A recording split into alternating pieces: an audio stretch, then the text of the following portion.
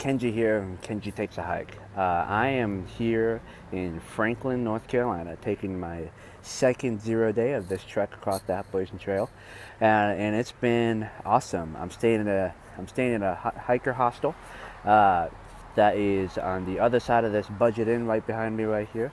Well, this is the actual hostel, but Budget Inn is right behind me. And so I got to spend, I'm spending a 0 here and in Franklin, taking my feet off, trying to take a break, get my feet to recover. This last 7 days has been an incredible adventure. I've learned a lot, and I've learned some lessons of the things I don't want to do. First night after I left Neel's Gap, I stayed at a place called Low Gap Shelter, and that was about 12 miles out of Neel's Gap. First time doing my 12, so it really was grueling. And see, the next day, we keep hearing that the weather was going to get turned bad and it was going to get rainy and pouring rain. So I wanted to make sure I got into a shelter. So I stayed on top of a place called Blue Mountain. The third night, which was I pushed on, and the rain stopped, but it was supposed to be another thunderstorm the next day in a place called Trey Mountain. Apparently, it's going to start raining today. And so I'm trying to beat the storm to get to Tree Mountain shelter. I'll probably hit the storm while I'm getting to Tree Mountain. But I think this is the first day that I get to say that not every day is going to be peaches and cream. I am under a massive lightning storm right now. Every time it strikes, it's about 1 to 2 seconds away from sound. So it's making me a little nervous, especially with the tent, but it looks like, you hear that? It's holding up pretty well. Still pretty nervous. Oh gosh. Now, I'm telling you, that was one of the most terrifying nights. I kept holding my tent down like this, and trying to pretend like I can actually keep the tent up. But that lasted for 3 or 4 hours. I was sitting there and in the thunderstorm, and it was freaking creepy and scary because my tent kept blowing, and then the tents keep pulling, and I was thinking it was going to blow away. But it was fine. Woke up the next morning. It was really cold, but really beautiful I was on top of a mountain. Super tired. Legs are tired. Everything's tired. Good thing is tonight I'm staying at a hostel. I went into a place called Top of Georgia Hostel. I made it to Dix Creek Gap.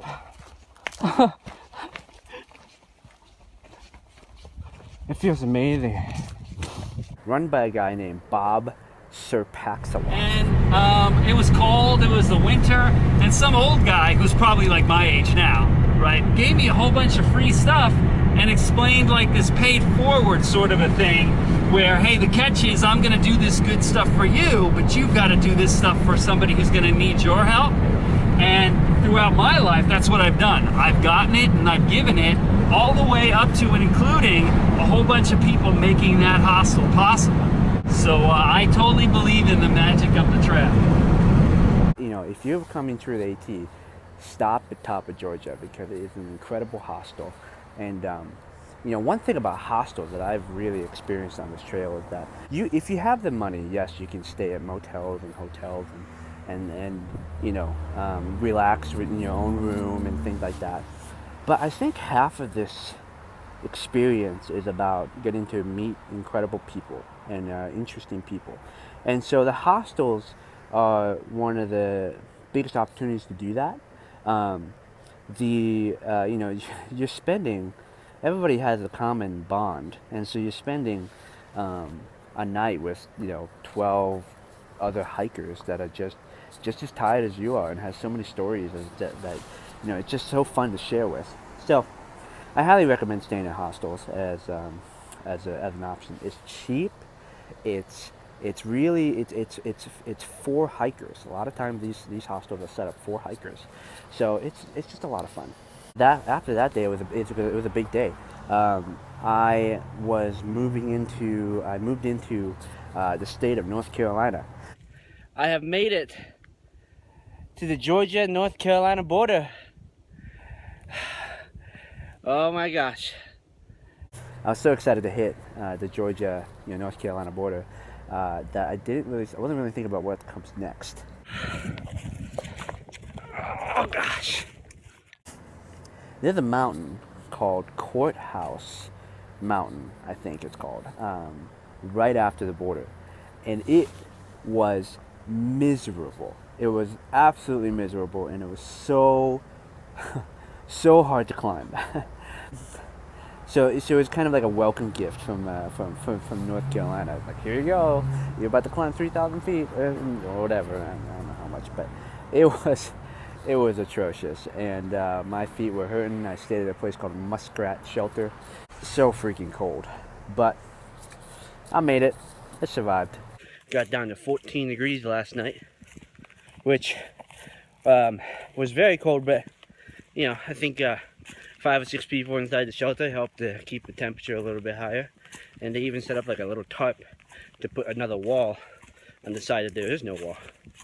The next place was a place called Carter Gap Shelter, and this was kind of interesting because it was a Saturday, and there's a lot of section hikers out on the weekends, and I came into the campsite thinking, oh man, I think the shelter's gonna be full because there was so many people out camping, and I was wobbling into the shelter thinking, oh man, I gotta camp and stuff, and but no, I walked in and there was nobody in the shelter, which was really cool, but I definitely learned that, yeah, there's section hikers on here, and it's not just AT people, and there's so many other types of people on this trail.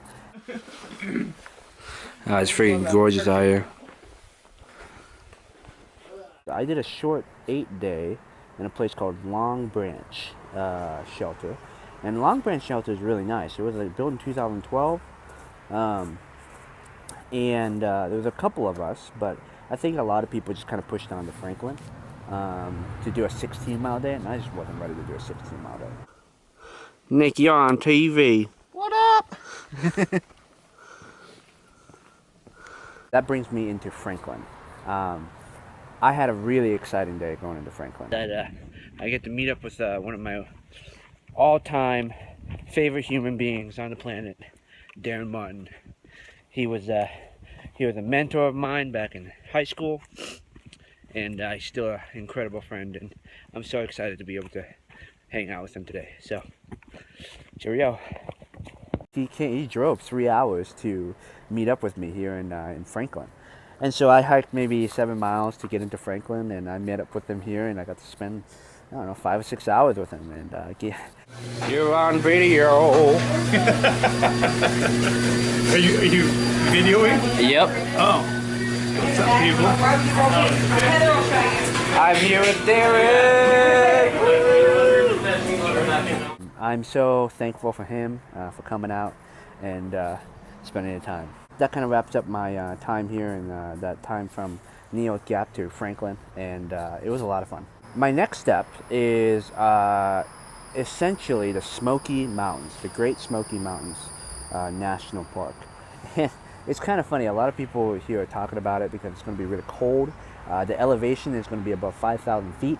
I think my next stop is going to be a place called Natahala Outdoor Center.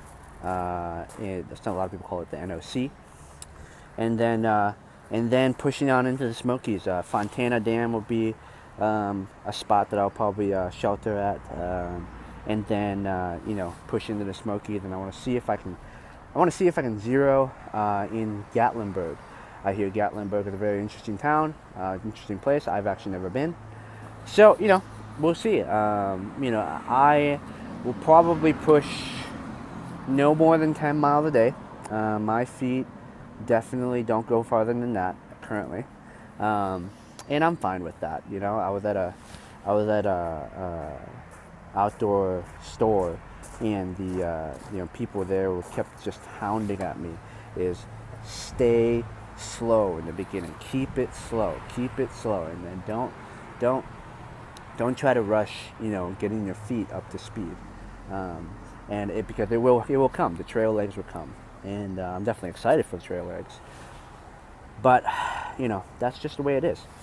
And so that's my plan. I'm really excited for the next steps. Now, since my name now is Jam, the trail name now is Jam. So follow Jam or Kenji on Kenji Takes a Hike. Cheerio.